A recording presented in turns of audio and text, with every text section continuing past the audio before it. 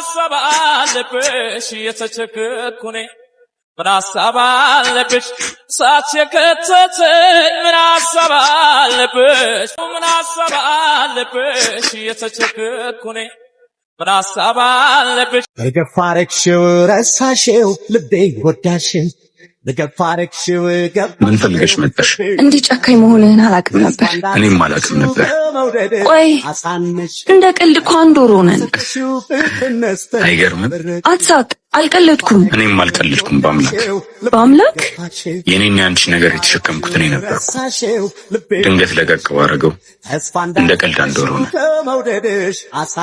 በጣም ይገርማል እንጂ ብትወደኝማ አንድ ወር ሙሉ ዝም ስንባባል የሆነ ነገር ታደርግ ነበር። ምን እንዳደርግ ነበር የፈለግሽው? በፊት ስታደርግ እንደነበረው ነው። እስከ መቼ ነው ሹሩሩ እያልኩሽ እንድንቀጥል የምትፈልጊ? ምን ማለት ነው? እኔ ሹሩሩ በለኝ አላልኩህም። ማድረግ ያለብህን ነገር ግን አልነግርህም። እኔም ነገር ያስፈልገኝ ማድረግ ካለብኝ በላይ ለአንቺ ብዙ ነገር አድርጌው፣ አንቺ ግን ምንም ይገባሽ አይደለሽ።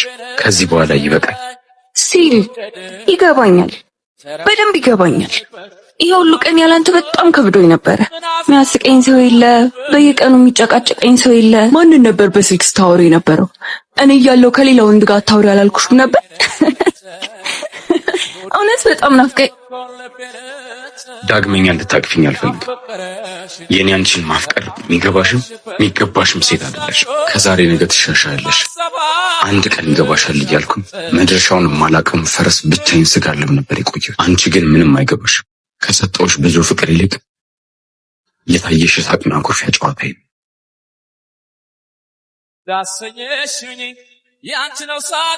ጉሮሮሽ የውሃ ያለ እያለ ሲያስጨንቅሽ ሙቋል ብለሽ የደፋሽውና ከመሬት አፍሰሽ መጠጣት ያሰኝሽ። ግን የፈሰሰ ውሃ አይታፈስም።